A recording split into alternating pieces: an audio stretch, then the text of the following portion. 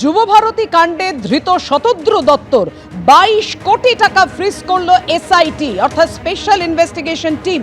শতদ্রু রিশরার বাড়িতে তল্লাশি চালিয়ে প্রচুর নথি বাজেয়াপ্ত করেছে, এমনটাই সূত্রের খবর। ভারত সফরের জন্য মেসিকে 89 কোটি টাকা দেওয়া হয়েছিল। আর কি জানিয়েছে শতদ্রু, কথা বলবো। আমাদের সঙ্গে রয়েছেন আমাদের প্রতিনিধি ময়ূক ঠাকুর চক্রবর্তী। ময়ূক, এই 22 কোটি টাকার উৎস কি জানিয়েছে শতদ্রু দত্ত জেরায়, কিছু জানতে পেরেছো? দেখো পাপিয়া, গতকাল শতদ্রুর যে বাড়ি রিশরা, সেখানে এসআইটির আধিকারিকরা তল্লাশি অভিযান চালান এবং সেখান থেকে প্রচুর নথি সেগুলো বাজেয়াপ্ত হয়। তার মধ্যে অ্যাকাউন্ট সংক্রান্ত অনেক নথি ছিল, ব্যাংকের পাসবই ছিল, অ্যাকাউন্ট স্টেটমেন্ট ছিল। সেগুলো সিজ করার পর এসআইটির আধিকারিকরা সেগুলো এক্সামিন করেন এবং এক্সামিন করার পর আজকে ব্যাংকের কাছে এসআইটির তরফ থেকে একটা রিকিউজিশন দেওয়া হয় শতদ্রুর যে ব্যাংক অ্যাকাউন্ট যেখানে রয়েছে সেখানে, এবং সেই রিকিউজিশনে বলা হয় যে 22 কোটি টাকা যেটা ওর ব্যাংক অ্যাকাউন্টে রয়েছে সেটা যাতে ইমিডিয়েট ব্যাংক কর্তৃপক্ষ ফ্রিজ করে। এবং যেটা আমরা জানতে পাচ্ছি, স্পেশাল ইনভেস্টিগেশন টিমের যে এই অ্যাপিল ছিল, তারপরে ব্যাংক কর্তৃপক্ষ শতদ্রু যে ব্যাংকে তার অ্যাকাউন্ট বানিয়েছিল সেই ব্যাংক অলরেডি 22 কোটি টাকা কিন্তু ফ্রিজ করে দিয়েছে। এবং এই 22 কোটি টাকার উৎস হচ্ছে যুবভারতীতে লিও মেসি যখন এসেছিলেন তাকে ঘিরে যে টিকিট কাটা হয়, যে স্পন্সরদের থেকে টাকা তোলা হয়, যে ফাইন্যান্সারদের থেকে টাকা নেওয়া হয়, এই টাকার যে অ্যামাউন্ট সেটাই তার অ্যাকাউন্টে জমা ছিল। এই 22 কোটি টাকা আপাতত স্পেশাল ইনভেস্টিগেশন টিমের যারা অফিসিয়ালস তারা ফ্রিজ করেছেন।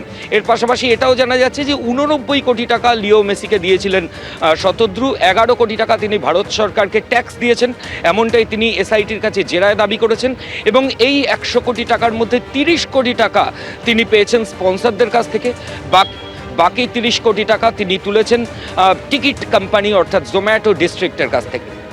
অর্থাৎ জেরা এমনটাই দাবি করেছে শতদ্রু, যে কথা তুমি জানালে ময়ূক। কিন্তু যে পরিপ্রেক্ষিতে এই এত প্রসঙ্গ উঠে আসছে এবং এসআইটি গঠন হলো, যুবভারতীতে সেদিন ঠিক কি ঘটেছিল, যেভাবে বিশৃঙ্খলা তৈরি হয়, সেই ছবি রেখেছি আপনাদের সামনে, দেখুন। মেসিকে ঘিরে রাখে আয়োজকরা তো তখন ছিলই, এবং এমন অনেককে দেখা যাচ্ছে যারা মেসিকে ঘিরে রাখে, যে কারণে ক্ষোভে আছড়ে পড়ে দর্শকরা। এমনটাই জানান যে তারা এত টাকা খরচ করে টিকিট কেটে মেসিকে দেখতে এসেছেন, কিন্তু তারা দেখতে পাননি।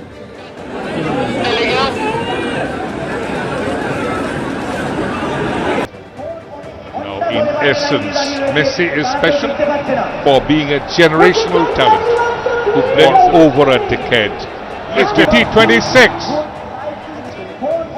Now, in essence, Messi is special for being a generational talent who blends over a decade. It's 2026. Now, in essence, Messi is special. এক দশক ধরে তৃণমূল কংগ্রেসের যে একচেটিয়া একদলীয় আধিপত্যবাদ, যে বিধ্বংসী আধিপত্যবাদ প্রতিষ্ঠা করে দিয়েছিল, তার বিরুদ্ধে মানুষ রাস্তায় নেমেছিলেন জীবনের দাবিতে, জীবিকার দাবিতে, মানুষের মেধার মর্যাদাকে রক্ষা করবার দাবিতে। আজকে সেই প্রতিবাদ আবার আমরা দেখলাম লিওনার্ড মেসিকে কেন্দ্র করে। আজকে একটা স্টেডিয়াম জুড়ে মানুষ বলছে একসঙ্গে দাঁড়িয়ে, বর্তমান প্রজন্ম চোর চোর বলে চিৎকার করছে একটা সরকারের দিকে তাকিয়ে। এই নজিরবিহীন দৃশ্য আজ এর আগে কোনোদিন মানুষ দেখেনি। যুবভারতীতে ফাউল প্লে একদম পছন্দ করেননি মেসি, জেরায় এমনটাই জানিয়েছেন শতদ্রু দত্ত। বিস্ফোরক দাবি শতদ্রু দত্তর যে মেসি এরকম ফাউল প্লে একেবারেই পছন্দ করেননি, জেরায় এমনটাই জানিয়েছে ধৃত শতদ্রু দত্ত। প্রভাবশালীদের চাপেই মাঠে মাত্রাতিরিক্ত ভিড়। প্রথমে 150 জনকে গ্রাউন্ড অ্যাক্সেস কার্ড দেওয়া হয়েছিল, পরে প্রভাবশালীদের চাপে পড়েই সংখ্যাটা 3 গুণ বাড়াতে হয়েছিল। জেরার মুখে বিস্ফোরক দাবি করেছে শতদ্রু দত্ত। কথা বলবো, আমাদের সঙ্গে রয়েছেন আমাদের প্রতিনিধি ময়ূক ঠাকুর চক্রবর্তী। ময়ূক, এত মারাত্মক দাবি। দেখো একদমই গতকাল এসআইটির আধিকারিকরা তখন বিকেল 5টা থেকে রাত 9টা পর্যন্ত এই বিধাননগর কমিশনারেট আমি যেখানে রয়েছি সেখানে 4 ঘন্টা থেকে জিজ্ঞাসাবাদ বা জেরা করা হয় এবং জেরায় তিনি যেটা পরিষ্কারভাবে এসআইটির কাছে দাবি করেছেন যে সল্টলেক স্টেডিয়ামে ওই মেসি যেদিন আসবে সেই দিন 150 জনের গ্রাউন্ড অ্যাক্সেস কার্ড তিনি বানিয়েছিলেন, কিন্তু একজন প্রভাবশালী তার উপর চাপ সৃষ্টি করেন এবং পরবর্তী ক্ষেত্রে 3 গুণ সংখ্যাটা বেড়ে যায়। এর পাশাপাশি তিনি আরও যে দাবিগুলো করছেন যে লিও মেসির যিনি ব্যক্তিগত নিরাপত্তারক্ষী বিদেশি যিনি সঙ্গে এসেছিলেন মেসির সঙ্গে, তিনি নিজে দুবার শতদ্রু দত্তকে জানিয়েছিলেন যে মেসির গায়ে টাচ করা, তার কাঁধে হাত দেওয়া, এগুলোর কিছু ইন্টারন্যাশনাল প্রোটোকল আছে, সেগুলো মেনটেন করতে হবে, না হলে কিন্তু মেসি ওখান থেকে চলে যাবে।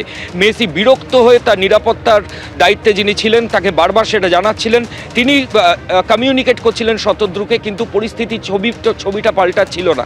এরপরই মেসি প্রায় 1.5 ঘন্টার প্রোগ্রাম মাত্র 20 মিনিট থেকে সেখান থেকে চলে যান এবং সেখানে এক্স্যাক্টলি যেটা হয়েছিল সেই ভিডিও ফুটেজও আজকে একটা ভাইরাল ভিডিও থেকে পুরোটা আমাদের সামনে এসেছে।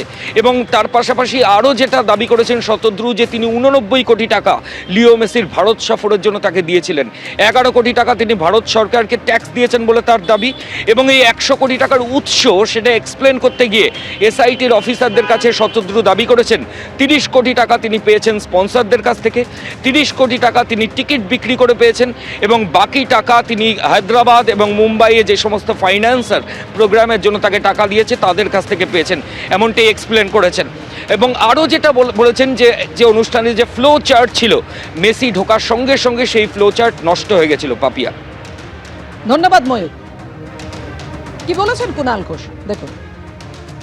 যিনি বলছেন তিনি তো একেবারে তিনি তো তার যা যা সব মানে এত বড় বড় লোকের সঙ্গে তার ছবি, তার এত বড় বড় লোকেদের সঙ্গে তার যাতায়াত, হ্যাঁ, তো ফলে তিনি তো কেউ কচি খোকা নন যে তাকে বললো আর তিনি দিয়ে দিলেন। একটা নতুন কেউ হঠাৎ কোনো একটা কিছু হতে পারে। যুবভারতী কাণ্ডে ধৃত শতদ্রু দত্তর কোটি টাকা বাজেয়াপ্ত করলো সিট স্পেশাল ইনভেস্টিগেশন টিম। 22 কোটি টাকা ফ্রিজ করলো এসআইটি। শতদ্রু রিশরার বাড়িতে তল্লাশি চালায় স্পেশাল ইনভেস্টিগেশন টিমের আধিকারিকরা। প্রচুর নথি বাজেয়াপ্ত হয়েছে। কথা বলবো, আমাদের সঙ্গে রয়েছেন আমাদের প্রতিনিধি ময়ূর ঠাকুর চক্রবর্তী। ময়ূর ঠাকুর চক্রবর্তীর সঙ্গে কথা বলবো, কিন্তু তার আগে আপনাদের সামনে আরও একবার রাখবো যুবভারতী কাণ্ডে ধৃত শতদ্রু দত্তর কাছ থেকে 22 কোটি টাকা ফ্রিজ করেছে স্পেশাল ইনভেস্টিগেশন টিম। শতদ্রু রিশরার বাড়িতে তারা তল্লাশি চালান এবং তল্লাশি চালিয়ে প্রচুর নথি বাজেয়াপ্ত হয়েছে। এবিপি আনন্দ, এগিয়ে থাকে, এগিয়ে রাখে।